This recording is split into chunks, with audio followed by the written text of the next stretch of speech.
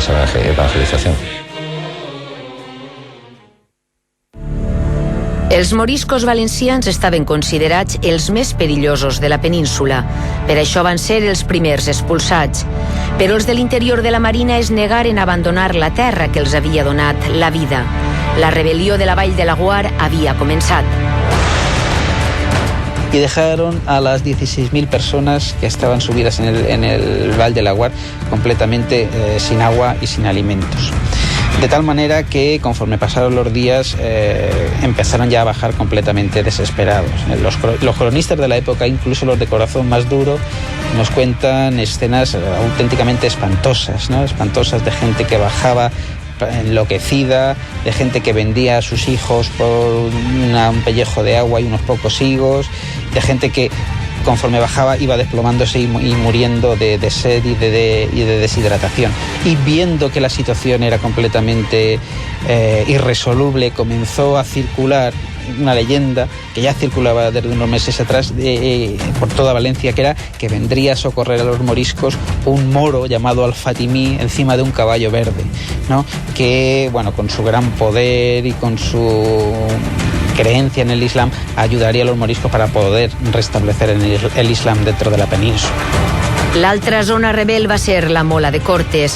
Dalt d'este turó que s'alça amb fermesa per damunt del riu Xúquer van pujar unes 6.000 persones, homes, dones i xiquets, que es van resistir a ser expulsats del seu territori. Però el terç de Llombardia es va llançar contra els rebels i les morts es comptaren per milers.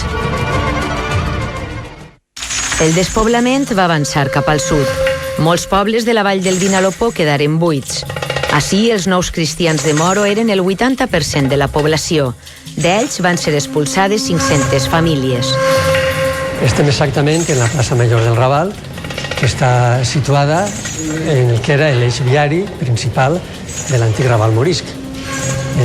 Al darrere nostre tenim, com es pot veure, el que era l'edifici de l'antic Consell del Raval, l'antic Ajuntament, i molt a prop tenim el que era l'antiga mesquita, avui en dia edifici parroquial de Sant Joan. En aquest eix, de nord a sud, se concentrava pràcticament tota la vida pública i la vida social de l'antic Raval morisc fins a l'any de 1609, que estaven plenament integrats en l'economia del sabó i de l'oli, que era propi de la vila cristiana. Vull dir que estaven molt vinculats a l'agricultura comercial, cosa que els feia assolir un nivell de prosperitats que altres comunitats de l'entorn no tenien. Pues en Novelda els moriscos formaven part o conformaven l'élite social, econòmica i política de la vila. Políticament, per exemple, eren els alts càrrecs municipals, sustentaven la majoria dels alts càrrecs, el justícia, el jurat, el governador, el lloctinent, els síndics, eren moriscos o cristians nous, com apareixen en els documents. No es que se expulsara solo a una comunidad, es que se expulsó a la comunidad más activa en este sentido de la època.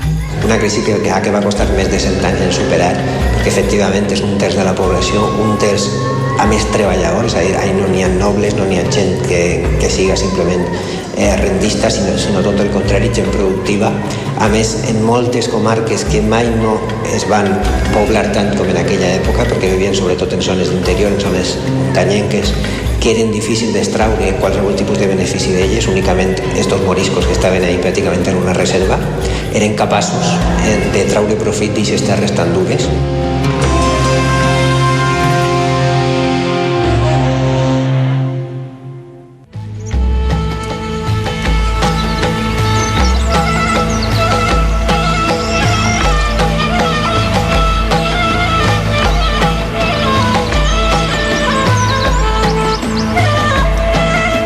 Estem en les ruïnes de la Trubieta, una de les antigues alqueries musulmanes de la vall d'Alcalà i un dels seus despoblats moriscs, un lloc que va quedar abandonat després de l'expulsió de 1609. En termes arquitectònics és un conjunt interessant per la qualitat i la diversitat de la seva conservació, on podem advertir la estructura característica de les cases musulmanes, que era també la de les cases morisques, formada per diverses naus cobertes al voltant d'un pati comú.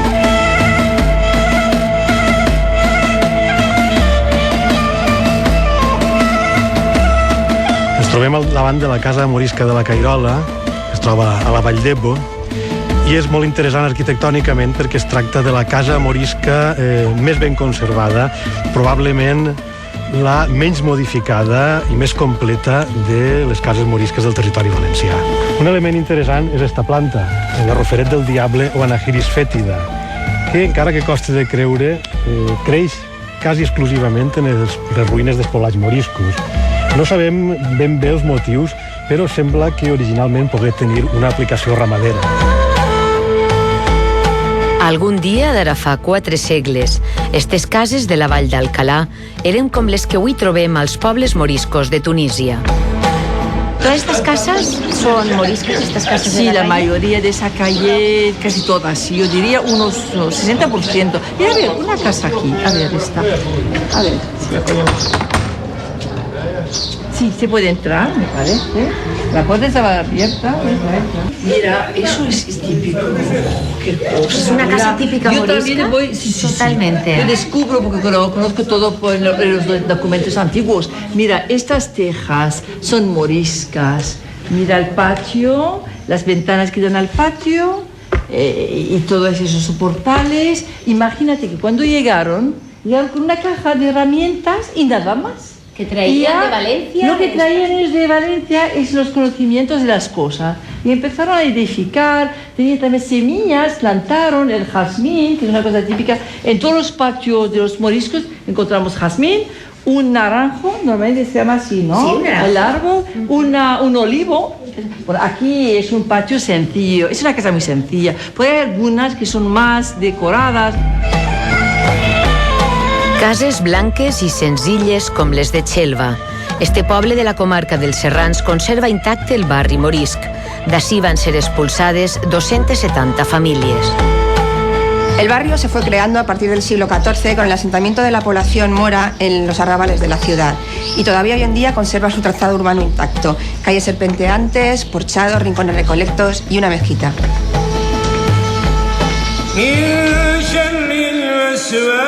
És la mesquita de la Benaessa, convertida al segle XVI en ermita de la Santa Creu, una de les dues úniques mesquites de tolerància que hi ha a la comunitat valenciana. L'altra és la de la Xara, a Simat de la Valldigna, que conserva en perfecte estat el mirab i l'escala per on el muetzí pujava al minaret per a cridar a l'oració.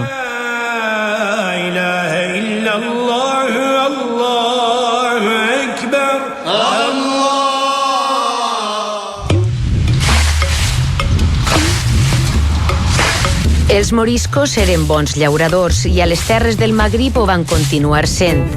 Sabien aprofitar l'aigua com ningú. Plantaven arbres fruiters i oliveres en terrasses, construïen sénies, pous i séquies per atraure el màxim profit de la terra de la qual vivien. Las técnicas habituales del azud y de la acequia y de los brazales se reproduce después en el norte de África, como es el caso de Túnez.